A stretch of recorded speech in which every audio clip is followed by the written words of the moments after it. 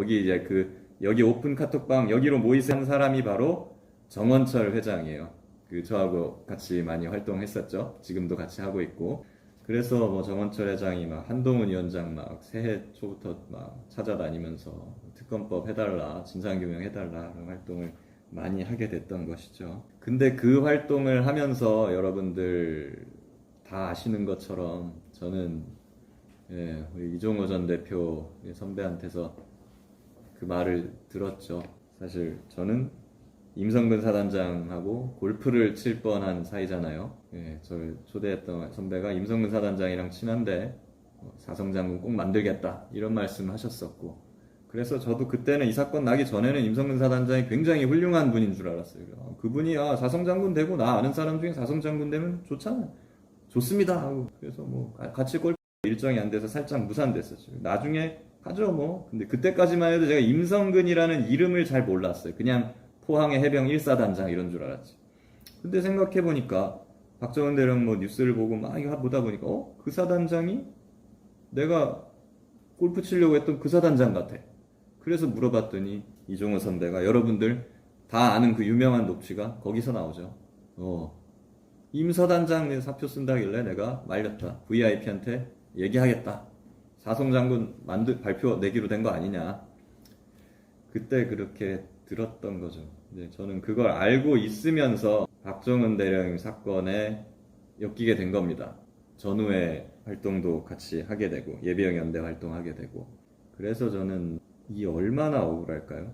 이런 거를 제가 알고 있으면서도 박 대령님 얼마나 억울할까. 그런 거에 훨씬 더 남들보다 공감을 할 수 있었고, 그래서 남들보다 어떻게 보면 더 적극적으로 이분을 좀 도와드려야겠다라는 생각을 하게 된 것이고요.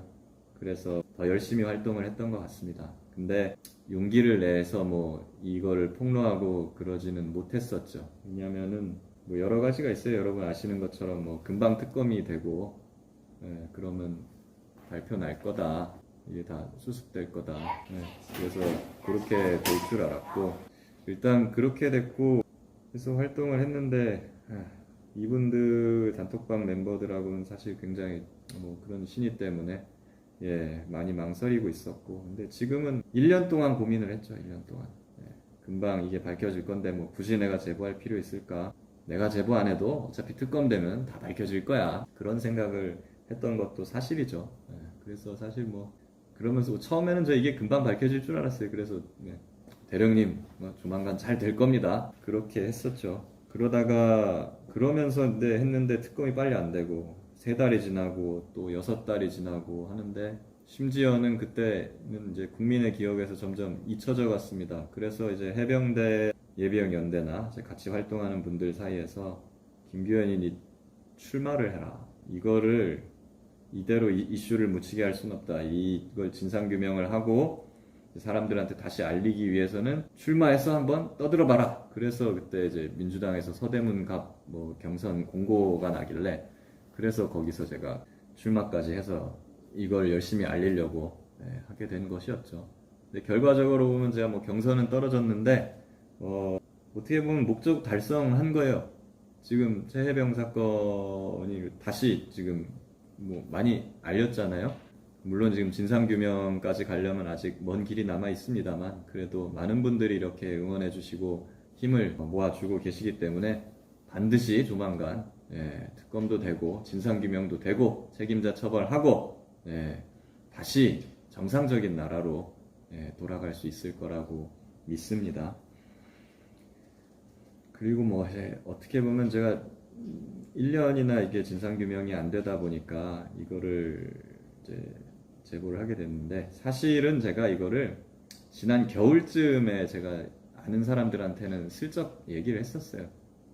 단톡방의 존재에 이런 게 있으니까 혹시 좀 알아봐봐. 그리고 수사기관에 있으면은 수사기관에 좀 전달을 해봐봐. 그리고 이제 친한 기자분이 계셨으니까 그분한테도 요즘 취재할 때 한번 참고를 해봐봐. 이렇게 줬었죠. 근데 그때까지만 해도 뭐 저는 이제 보도를 하라고 주지는 않았고 단톡방까지만 공개할 생각이었어요. 녹취는 저는 무덤까지 가지고 가려고 했습니다. 근데 이제 그러다가 이제 저는 잊고 있었는데 이번 저기 입법 그러니까 특검법 입법 청문회에서 어떤 국회의원님이 이종호 전 대표 관련 질문을 하더라고요. 그러니까 전 그때 깨달았던 게, 야, 그때 나 이제 몇 명한테만 얘기했는데 그게 벌써 소문이 이렇게 났구나, 저기까지 들어갔구나, 이런 생각을 했어요. 그랬더니 이제 제가 그때 알려줬던 그 기자님이, 야, 이거 뭐 이제는 이거 보도해야겠다, 막 이렇게 저를 계속 설득하시는 거예요. 저는 이제 인간관계나 뭐 어떤 그런 것 때문에, 그리고 그분들이 누구도 다치지 않고 좀 끝나기를 바랬어요. 뭐 톡방 멤버고 다 좋은 분들이고 그때는 친했으니까. 그래서 그때 이거를 보도하는 게 맞을까 말까 했는데 뭐 결국 이제 강하게 설득을 하시니까 그렇게 하십시오 하고 제가 동의를 했습니다. 그렇게 단톡방이 보도가 됐던 것이고요. 그 뒤에도 저는 녹취록까지는 공개를 안 하려고 그랬어요. 여전히 그 미련이 있었거든요. 그러니까 이제 어떻게 보면 뭐 이번에 뭐 저쪽에서 공개하면서 했던 제 녹취, 저의 통화 녹취가 이제 그런 내용인데, 저는 이종호 전 대표의 의혹을 제보한 것이지 뭐 그 단톡방에 있던 어떤 경호처 선배라든가 다른 사업가 선배나 이런 분들은 뭐 저는 크게 관련이 없다고 생각했고, 그러니까 그분들이 어쨌든 단톡방이 나왔으니까 뭐 반사적으로 피해를 본 거잖아요. 그래서 죄송하다, 도의적으로 좀 죄송합니다, 이렇게 전화를 드렸는데, 이제 그분들은 당연히 이제 자기는 관련 없다고 말씀하시죠. 그러니까 그럼 선배님은 관련 없으시면은 뭐 그렇게 얘기하시면 별일 없을 겁니다, 잘 제가 수습하겠습니다, 이렇게 하고 전화를 끊었는데, 이거를 다 녹취해가지고 그분들이 이제 권성동 의원한테 갖다 준 것 같아요.